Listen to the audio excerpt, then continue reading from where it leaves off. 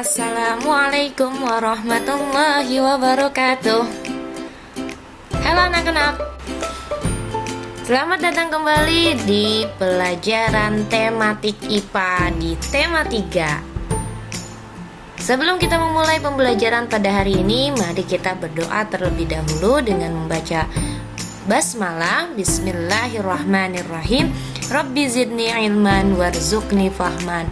Rabbi shrahli sadri wa yassirli amri wahlul uqdatam min lisani yafqahu qawli. Amin ya rabbal alamin. Sudah siap untuk memulai pembelajaran pada hari ini? Ada yang tahu apa yang akan kita bahas pada pertemuan hari ini? Yap, kita akan membahas sistem pencernaan pada manusia. Makanan adalah salah satu kebutuhan pokok manusia yang sangat dibutuhkan oleh tubuh kita. Ada yang tahu bagaimana proses makanan tersebut dicerna dan diolah di dalam tubuh kita? Mari kita pelajari.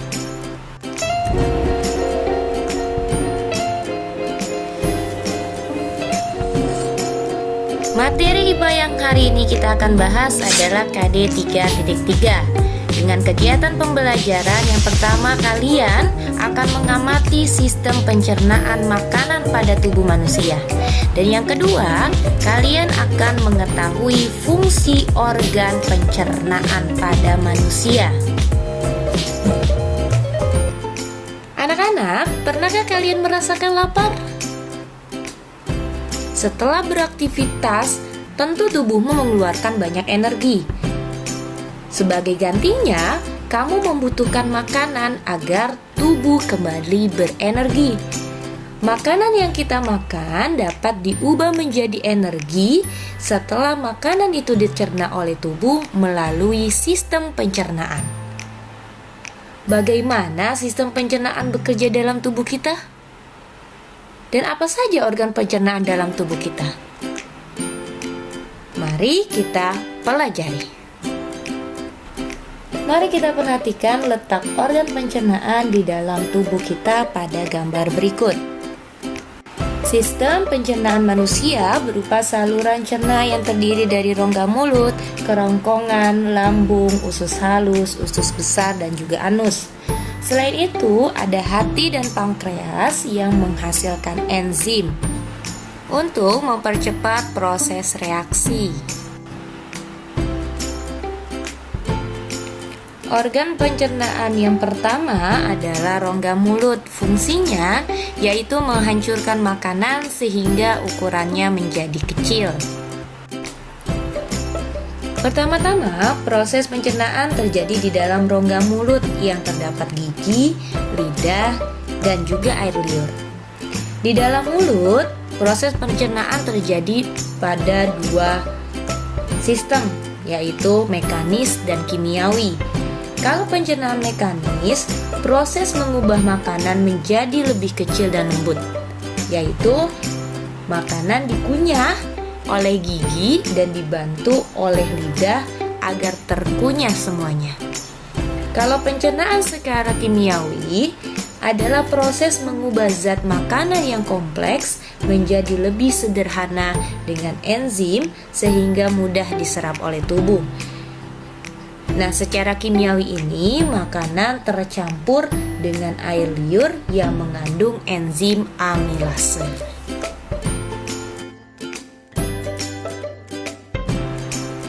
Organ pencernaan yang kedua adalah kerongkongan. Fungsi dari kerongkongan adalah memindahkan makanan ke lambung dengan gerakan peristaltik. Nah, setelah dikunyah, makanan lalu ditelan masuk ke kerongkongan.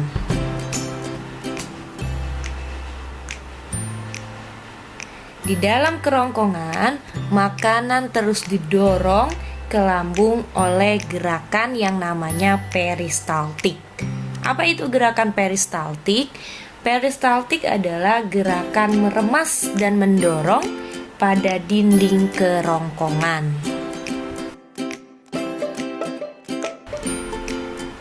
Fungsi organ yang ketiga adalah lambung. yaitu memecah makanan dan mencampur dengan enzim dan asam lambung.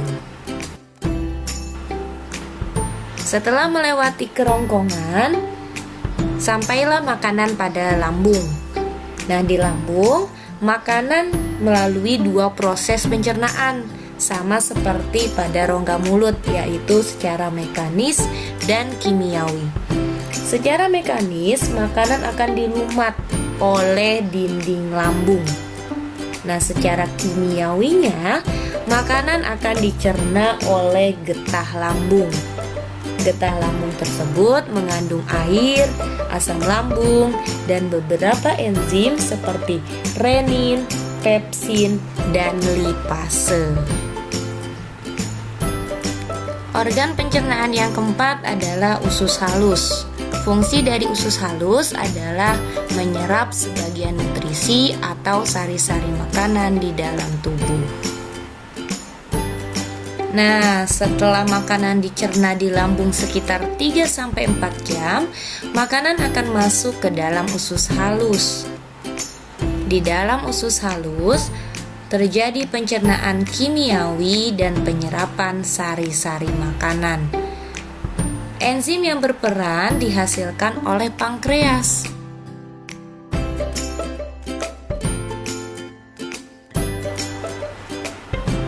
Nah, pankreas inilah yang berfungsi untuk menghasilkan enzim untuk pencernaan kimiawi di usus halus. Selain itu, terdapat juga hati yang berfungsi untuk menghasilkan cairan empedu serta menetralkan racun.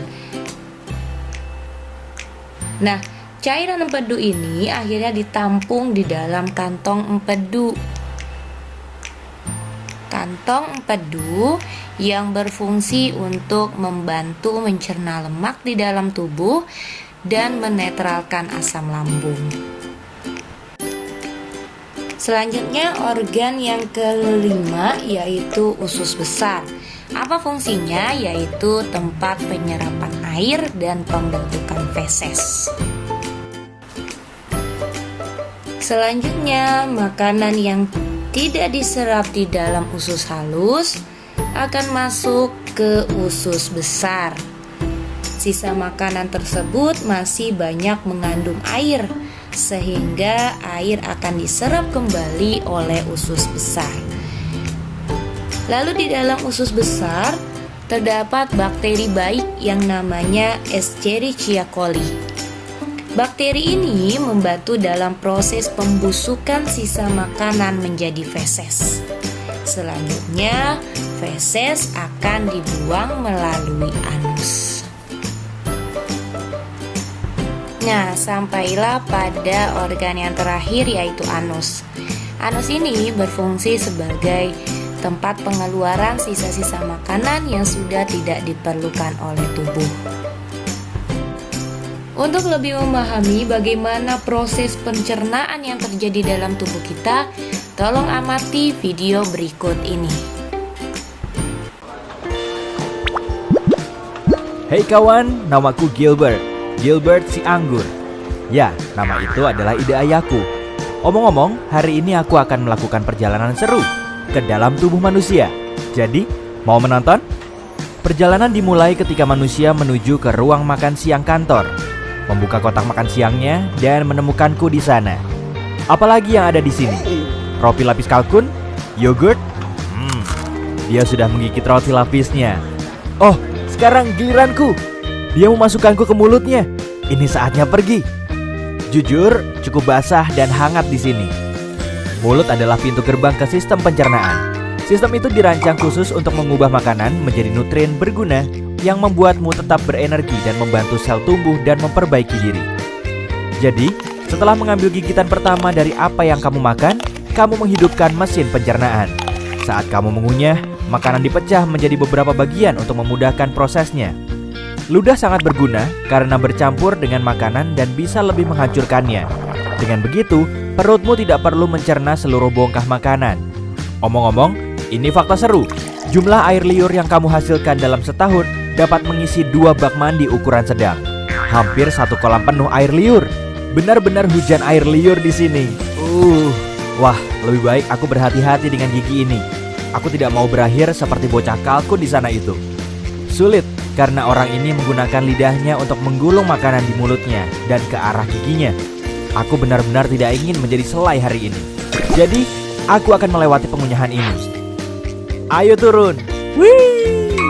Sekarang kita menuju tenggorokan. Ini juga disebut faring. Oh, jalan bercabang. Aku harus pergi kemana? Cap cip cup kembang kuncup. Sepertinya kita harus ke sini. Tunggu, sepertinya aku salah belok. Kenapa semuanya bergetar? Aduh, manusia malang ini batuk terus menerus. Tolong tepuk punggungnya. Sudah, naik lagi. Maaf kawan. Nyaris saja. Hampir masuk ke paru-parunya. Itu tidak akan baik. Baiklah, aku kembali ke jalan. Jadi, mari kita coba lagi. Aku dengan benar masuk ke tabung penelan yang memiliki nama mewah esofagus. Aku suka menyebutnya saluran makanan, tapi ini jauh lebih sempit daripada yang kubayangkan. Aku akan terjepit di sini. Hah? Bagaimana bisa aku terus turun? Ah, begitu. Otot-otot di dinding esofagus ini meremas di belakangku dan melemas di depanku. Ini adalah proses yang disebut peristaltis, dan itulah yang menggerakkanku melalui sistem pencernaan. Beberapa detik kemudian, dan kita sekarang telah mencapai ujung terowongan. Ada otot yang terbuka di sini untuk membiarkan makanan masuk ke lambung dan mencegahnya keluar kembali ke esofagus. Ini agak mirip dengan petugas keamanan. Aku hanya seorang turis di sini. Pak, tolong izinkan aku masuk. Hore! Aku sudah melewati katup dan masuk ke perut. Itu mengingatkanku pada kantong dan izinkan aku mencoba dinding itu. Wah, itu dinding yang kuat. Semuanya otot. Sebenarnya aku tidak terkejut. Perut menampung, mencampur, dan menggiling makanan menjadi bubur. Jadi itu harus cukup kuat. Sejujurnya, ini tak tampak terlalu... Ya ampun, apa itu? Aduh, panas sekali. Au, panas. Aku harus keluar dari asam perut ini. Jika tidak, aku akan menjadi cairan atau pasta seperti roti lapis Turki itu. Tidak apa-apa, aku sudah bersiap. Aku membawa perangkat kecil yang sangat berguna dan akan melindungiku dalam gelembung pelindung. Makanan biasanya tidak memiliki ini, tapi aku punya. Koneksi. Itu rahasia. Aku hanya perlu menekan tombol ini. Sudah, sekarang aku bisa terus berbicara denganmu sepanjang jalan, alih-alih berubah menjadi jeli anggur. Perhentian berikutnya, usus kecil. Organ berliku yang panjang melingkar ini terdiri dari 3 bagian. Saat aku bilang panjang, aku serius. Jika kamu merentangkannya, yang tidak kusarankan karena itu perlu digulung. Dan di dalam tubuhmu, kamu akan mendapatkan tabung yang lebih dari 6 meter panjangnya. Yap, itu setinggi jerapah dan semua dimasukkan ke tubuhmu. Harus kuakui, cukup hangat di sini. Hampir seperti resort tropis, tapi di lautan, empedu. Oh iya, aku terlindungi dalam gelembung kecil. Jangan khawatir, empedu sangat penting untuk mencerna lemak dan mengeluarkan semua kotoran dari darah. Jadi, bersyukurlah hatimu menghasilkannya. Pankreas juga membantu proses dengan beberapa enzim baik. Dan benda yang terlihat seperti buah pir di sana, itu kantong empedu. Itu terletak di bawah hati dan menyimpan empedu di dalamnya sampai saat yang tepat datang. Astaga, benda ini benar-benar melingkar ya. Aku agak pusing karena tikungan dan belokan, tapi tak bisa kembali sekarang. Dinding usus yang berkontraksi ini terus mendorongku ke depan. Sepertinya aku sudah berada di bagian akhir dari usus kecil dan terus ke langkah selanjutnya dari perjalananku. Usus besar, juga dikenal sebagai kolon. Itu adalah tabung berotot yang panjangnya 1,5 sampai 2 meter. Tunggu dulu. Shh, kamu dengar itu? Aku tidak sendirian. Aku dikepung. Mereka mendekat. Itu bakteri. Ada banyak sekali di sini. Oh, apakah orang ini terjangkit penyakit parasit usus atau semacamnya? Tidak. Usus membutuhkan bakteri baik untuk membantu memecah makanan, vitamin, dan nutrien sehingga tubuh bisa menggunakannya. Hai semuanya. Hei, benda kecil apa itu di pintu masuk? Ah, itu pasti usus buntu. Itu tidak terlalu berguna selain menampung bakteri yang mungkin perlu dilepaskan ke usus. Itu juga punya beberapa jaringan yang berguna untuk sistem kekebalan tubuh. Tapi sebagian besar itu adalah benda kecil yang tidak berguna. Jadi orang masih bisa hidup tanpanya. Hei, Jika usus buntu meradang, dokter akan memotongnya. Serius, sepertinya orang ini masih memilikinya. Baguslah. Omong-omong, kita sekarang ada di usus besar dan aku senang. Di sini agak lebih luas. Jika tak memakai gelembung pelindung rahasiaku yang mewah, aku pasti akan berbicara kepadamu sekarang sebagai bubur ampas air kekuningan. Saat kontraksi otot ini mendorongku melalui usus besar, semua air diisap dariku. Bentuk terakhirku, feses. Yap, tinja, kotoran, apapun itu sebutannya, itu terbentuk di usus besar. Masih banyak bakteri di mana-mana. Mereka benar-benar bekerja keras ya. Tak boleh terlalu sedikit atau terlalu banyak. Jika tidak, kamu akan mengalami masalah pencernaan seperti intoleransi makanan. Mereka juga memainkan peran besar dalam kekebalan tubuh. Dan itu sebabnya kamu punya triliunan bakteri di tubuhmu. Terus bekerja dengan baik teman-teman. Aku dalam perjalanan melalui kolon kiri. Ketika terlalu penuh dengan feses, kolon memutuskan untuk membuang semuanya ke rektum karena tidak dapat menahannya sendiri. Biasanya memakan waktu sekitar 36 jam bagi apa yang tersisa dari makananmu. Tidak banyak sekarang, hanya ampas untuk mencapai titik ini. Tapi aku sudah mempercepat perjalanan ini karena ada hal lain yang harus kulakukan. Jadi, mari kita menuju rektum. Meluncur! Rektum adalah ruang lurus yang panjangnya sekitar 20 cm. Ini memiliki sensor khusus, seperti ini atau yang ada di sana, yang memberitahu saat ada sesuatu yang harus kamu buang. Mereka mengirim sinyal kepada otak saat feses atau gas ingin keluar. Itu saat kita berpikir, oh, harus ke kamar mandi. Jika saatnya tepat, yaitu kamu menemukan toilet dan sfinkter lemas, tara, feses keluar. Sampai jumpa pizza dari sarapan kemarin. Apa? Di sini tidak ada yang makan pizza dingin untuk sarapan. Baiklah, kalau begitu, seperti apa sarapanmu biasanya? Beritahu aku di kolom komentar. Omong-omong, saat momennya belum tepat untuk mengeluarkan feses, sfinkter berkontraksi. Sensor rektum itu membantu juga sehingga keinginan untuk mengeluarkan isinya hilang untuk sementara waktu. Kamu seharusnya senang, rektum dan sfinktermu bekerja keras untuk menahan feses ketika waktunya tidak tepat. Seperti saat kamu menyetir ke kantor, berkencan, membeli bahan makanan, tidur. Tapi ketika kamu tidak bisa menahannya lagi, sfinkter eksternal memberimu beberapa menit lagi atau berapa lama yang kamu butuhkan sampai kamu tiba di kamar mandi. Tidak yakin apakah manusia ini sudah siap, tapi aku benar-benar ingin pergi sekarang. Mungkin aku bisa memancing sensor-sensor ini agar bisa kabur. Oh iya, orang ini sedang bekerja kan? Ini akan canggung. Tentu saja, makanan normal tidak meninggalkan tubuh dengan cara yang anggun. Kamu bahkan tidak akan mengenali makanan yang mana. Tapi bagiku, Gilbert si anggur, aku masih punya banyak hal penting untuk dilakukan. Jadi, hei kawan, ayo ke toilet. Aku pergi ya, selamat tinggal. Oke anak-anak, hanya itu yang bisa Bu Farah sampaikan untuk materi pada hari ini. Semoga materi hari ini bisa bermanfaat untuk kalian. Kurang lebihnya Bu Farah mohon maaf. Kita akhiri pembelajaran hari ini dengan mengucap hamdalah. Alhamdulillahirrabbilalamin. Bu Farah pamit, sampai berjumpa di pembelajaran berikutnya. Wassalamualaikum warahmatullahi wabarakatuh.